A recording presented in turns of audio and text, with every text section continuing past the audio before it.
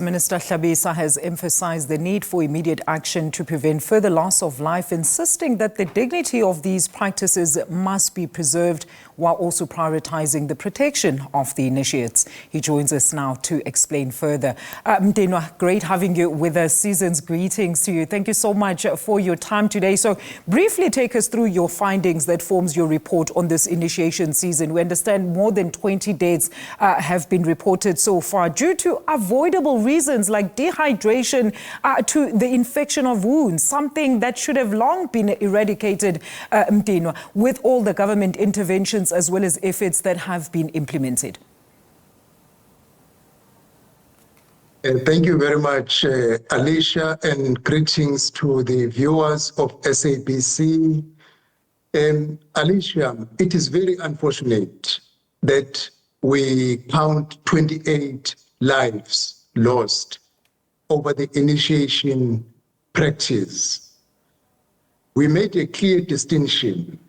There are initiation schools which every year record 100% zero death, which we commend because they are doing it right to promote and protect our culture. But there are schools, negligence, and things that should not be done. Like, for instance, many of the initiates die out of dehydration because there is a false belief that you must not drink water so that you allow the healing process faster. This is a false belief. And if you don't drink water for 3 weeks, you become dehydrated. And eventually the children collapse. And by the time you try to give them water, it cannot help them, and eventually they die. We made major progress in terms of our engagement yesterday, that we said as an emergency intervention. The Minister of Health National, I engaged him.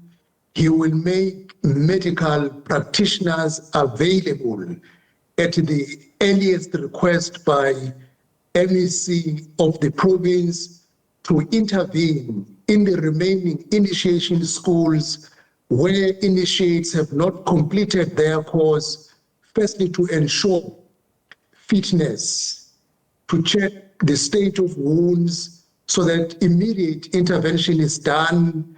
We will really be happy if we cannot experience further deaths. But secondly, we agreed that before end of January, I will firstly meet the kings, Okumkani, Bonke, in the Eastern Cape, because they are the custodians of this culture, to engage them in preparation for the winter season. And we agreed with all stakeholders that if we can work together, and they indicated the financial support they need, and they said, if this can be provided, and I will put my hands in the next 4 months in preparing for the winter season, and our target is 0 rate death. And they said, if they fail to achieve the target of 0 rate death, then we can identify areas which consistently have a high number of deaths, and then consider suspending those areas going to summer, because more deaths are experienced in summer compared to winter. But if we can achieve our target in winter, being proactive in working 4 months in advance, we can take those experiences to the summer initiation, and there will be no problem if all our initiation schools will be registered. No illegal school operate, because in the illegal school, there is no protocol followed, and people who are running the illegal schools have no competence in terms of culture, even to determine when the wound is getting out of control so as to refer a child to a health center. Minister, you've just touched on basically what I wanted to follow up on. I mean, I wanted to say that the ongoing challenge also is the illegal traditional surgeons in schools. We already have the Traditional Health Practitioners Act of 2007 in place, right? And I recently spoke to one of the representatives that were actually opposed to the full implementation or reforms pertaining to the act, citing that it actually infringes on their sacred traditional practices and even secrets. But let's first understand then, what is the importance of having practitioners to register, getting them to comply with safety health practices so as to minimize some of these risks? Alicia, there are schools. There is one school they mentioned. I wouldn't like to name it because I might be promoting one school against others. For 21 years. It registers around 200 initiates, and it has never had death for 21 years. Why? It's a registered school. People who are practicing the initiation process are properly qualified, and this support team is able to detect when a child's health deteriorates, and they quickly intervene and get the proper medical intervention. In the illegal schools, we must accept, if you do something illegally,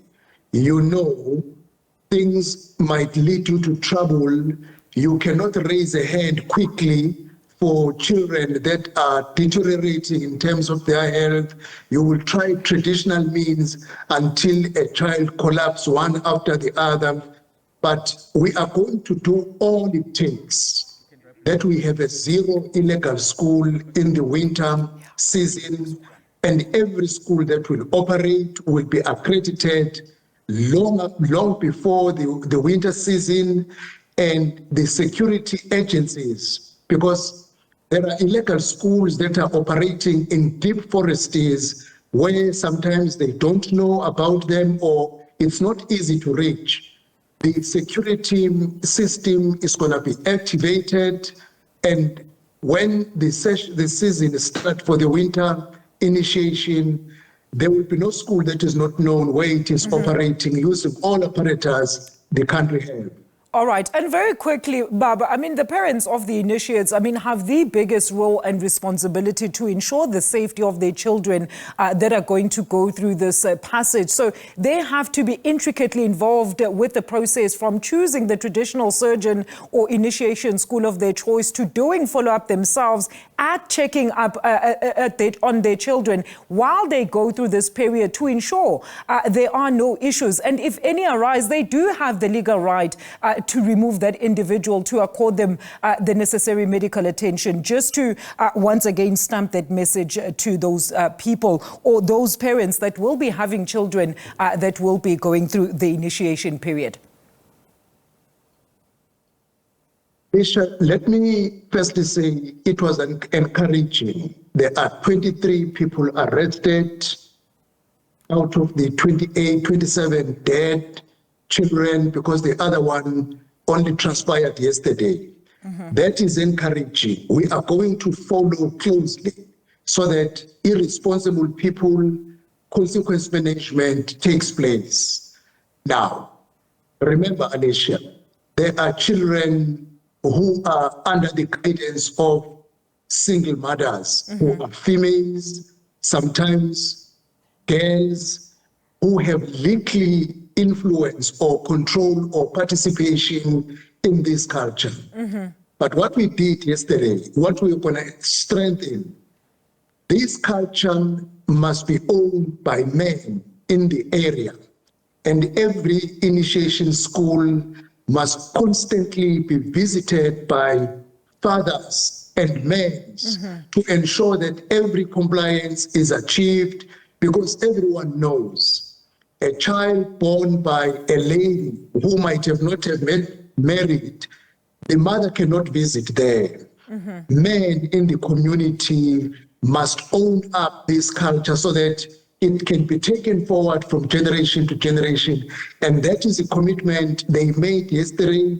that even in the remaining days from now until mid-January, they will constantly visit all remaining operating initiation schools to ensure that no more further death is experienced. Thank you so much, Minister there. That is Minister Hlabisa, the Minister of CoGTA there on the initiation season this year. As we understand, over 20 deaths have since been reported.